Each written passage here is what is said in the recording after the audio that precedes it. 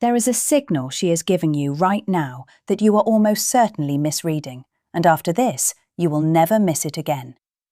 Most men believe attraction is something a woman announces, something she says out loud, something obvious.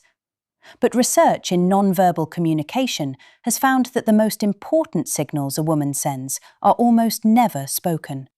They live in the body, in small, specific, unconscious gestures that she does not even know she is making.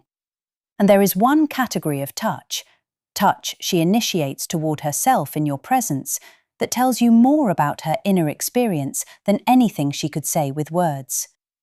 The fact that you never learned to read this is not your failure. Nobody taught you the language, not your father, not anyone. But the men who learn it become something different. They stop guessing. They start understanding. Stay with me through signal number 6. That one shifts everything about how you read closeness. If this is where you want your awareness to go, tap like right now. This channel exists for the men who want to understand what is actually happening beneath the surface of every interaction. Psychologist Albert Mehrabian established decades ago that the majority of emotional communication between human beings happens outside of words entirely. It lives in tone, in posture, in movement, in the small gestures people make without awareness. But more recently, researchers in the field of social touch and proximity behavior have found something even more specific. When a person is in a state of heightened emotional interest, when their nervous system is engaged by someone near them, they begin to exhibit what behavioral scientists call self-directed touch, touching their own face, neck, collarbone, or hands. Not because they are anxious, but because the nervous system, when stimulated by positive emotional presence, creates a kind of overflow that expresses itself through physical self-contact. It is the body's way of processing something it cannot yet put into words. Most men walk through this their entire lives without ever knowing what they are seeing. The men who learn this become rare. And this is not about decoding someone for advantage. This is about understanding and respect, not control or manipulation. It is about learning to be genuinely present to what another person is communicating. The first signal is what I call the collarbone reach. This is when, in the middle of conversation with you, she brings her fingers or her hand up toward the base of her throat or the collarbone area.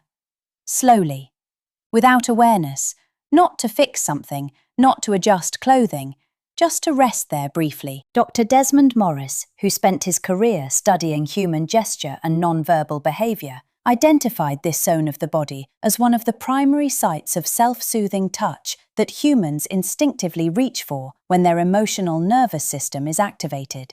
When she does this near you, her body is responding to something her words have not caught up to yet.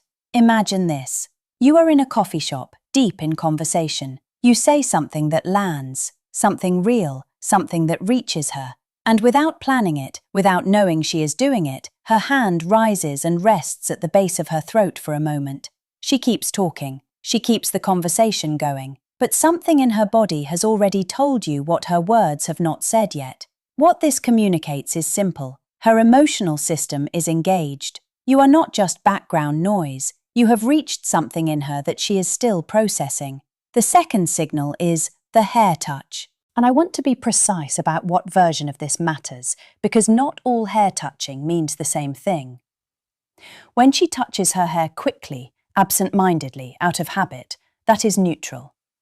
But when she does it slowly, deliberately, almost unconsciously, bringing her hand through her hair or tucking it behind her ear while maintaining eye contact with you, that is a different signal entirely. Research in behavioral psychology consistently identifies slow, self-grooming gestures as indicators of what scientists call preening behavior. Behaviors that emerge unconsciously when a person's nervous system is registering the presence of someone they find emotionally significant. Think about that for a moment. She is not deciding to do this. Her body is doing it without her permission. And her body, unlike her words, does not perform. It simply responds to what it genuinely registers. If your intention in learning this is honest, If you are here to understand, not to exploit, this kind of awareness deepens your ability to connect with real people in real moments. Women feel the difference between a man who studies them to take advantage and a man who pays attention because he genuinely cares. The third is the wrist reveal. This one is subtle enough that most men walk past it every single time, and it is one of the most consistent signals in the behavioral science literature on human attraction. The inner wrist is one of the most vulnerable surfaces of the human body. Thin skin, visible veins, close to the pulse. When a person feels safe with someone, when their nervous system shifts from guarded to open, they instinctively begin to expose vulnerable surfaces. She rests her arm on the table with the inner wrist facing upward towards you. She gestures with her palm open and her wrist visible. She holds her drink and unconsciously turns it towards you. Dr. Monica Moore, who spent years conducting field research on nonverbal courtship behavior, identified wrist exposure as one of the clearest physical indicators of emotional openness. Her body is not consciously offering you anything. It is simply relaxing its defenses. And relaxed defenses near a specific person is one of the most honest things a nervous system can tell you. This is where I want to offer a word of caution. Noticing is not license. None of this works without genuine care for the person in front of you. What you do with awareness matters as much as the awareness itself. The fourth signal is what I call the lean and touch. This is when, during conversation, she does not just lean toward you, she finds a small, brief reason to make physical contact. She touches your arm to make a point. She brushes your hand when she reaches for something near you. She adjusts something near your space in a way that creates momentary closeness. Psychologist Tiffany Field, whose research at the Touch Research Institute at the University of Miami has been foundational in understanding social touch, found that self-initiated touch toward another person is among the most reliable behavioral indicators of positive emotional engagement. What makes this signal distinctive is the initiation. She moved toward you. Her body made a choice, even if her conscious mind framed it as incidental. That choice is information, and when you receive it with presence, when you acknowledge her without making it strange, without overreacting, simply staying grounded and warm in the moment, you meet her signal with something she almost never receives: steadiness. A woman in her late 30s once shared something in a conversation that has stayed with me. She said, "The men who made me feel the most connected were never the ones who chased. They were the ones who were simply there when I moved toward them. Just there." She said it quietly, like it was obvious. But it is not obvious to most men. And this next part is what changes the whole picture. Because until now, we have been talking about individual signals. But what actually matters most is a pattern. The fifth signal is repeated proximity return. This is not a single gesture. It is a behavior over time. She keeps finding reasons to come back near you. In a room full of people, she moves away, has other conversations, and then returns to where you are.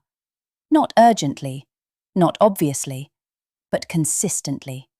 She orbits. Behavioral researchers who study social spacing and proximity have found that physical distance regulation is one of the most unconscious and honest forms of social communication. People, without realizing it, position themselves in physical space according to where they feel drawn. When someone keeps choosing to reduce the distance between themselves and a specific person, even when there is no practical reason to do so, that choice is meaningful. Think about this the next time you are in a social setting. Are you paying attention to who keeps coming back? Because that information is already there. It has always been there. The only difference is whether you have been taught to read it.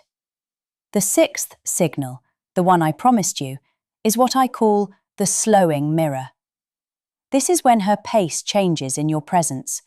She was moving quickly through the room, through the conversation, through the evening. And near you, she slows.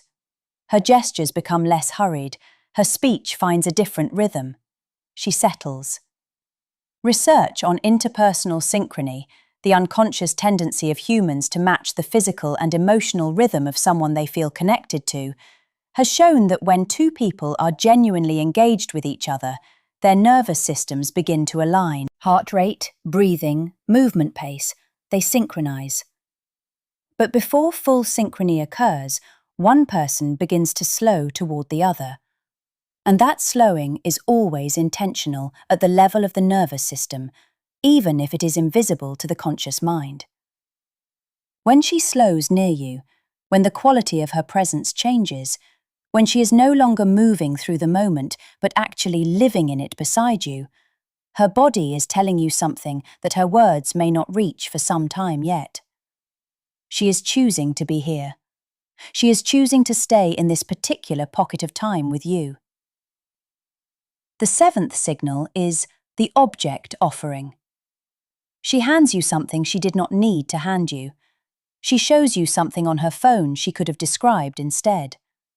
She passes you something across the table when she could have set it down closer. These small, unnecessary extensions of physical reach toward you are what behavioral scientists refer to as affiliative gestures. Behaviors that create brief connection, brief shared space, brief overlap between two people's physical worlds. They are almost always unconscious. She is not strategizing. She is not performing. She is finding small ways to close the distance without announcing that she is closing it. And that distinction, the unconscious nature of it, is exactly what makes it meaningful. What cannot be faked is not being faked. The eighth signal is what I call the anchor gaze. This is not prolonged staring. It is something more specific and more subtle. It is the way she finds your eyes in a crowded room, not for long, but deliberately, as if checking that you are still there, as if needing to locate you in the space. Attachment research has long established that one of the earliest and most reliable behaviors of secure emotional connection is what psychologists call proximity checking, the act of reaching out across space, even just visually, to confirm that the person who matters to you is still near. When she does this, when she finds your eyes across the room, not out of obligation, but out of something quieter, something she may not even be aware of, she is doing something that her nervous system has done with people who matter to her for her entire life. You are becoming one of those people. And that is not something that happens with everyone. That is not something that can be manufactured. It only happens when something real has already taken root. Here is what all of these signals share. None of them are loud. None of them announce themselves. Every one of them lives in the quiet language of the body, the honest language, the one that does not know how to lie. And the men who learn to hear it do not become manipulators. They become more present. They stop projecting. They stop guessing. They start receiving the information that has always been there, expressed by the people in front of them, in a language that most men were simply never taught to read. That is what this is. Not a game, not a strategy. Understanding.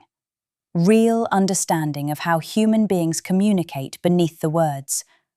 And when you meet that understanding with honesty, with genuine care, with presence that is about her experience and not just your outcome, something becomes possible between two people that is among the most valuable things a human life can contain. Most men will move through the rest of their lives blind to all of this. But you are here.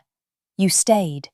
You are learning to see what was always visible, just never explained, and that already makes you different. If this opened something for you, like this video and subscribe so the next one finds you, and leave the word present in the comments if any of this landed, because showing up with this kind of attention is exactly what this whole conversation has been about. What we cover next goes even deeper. There are moments women create specifically to see how you respond, and how you respond in those moments tells her everything she needs to know about you.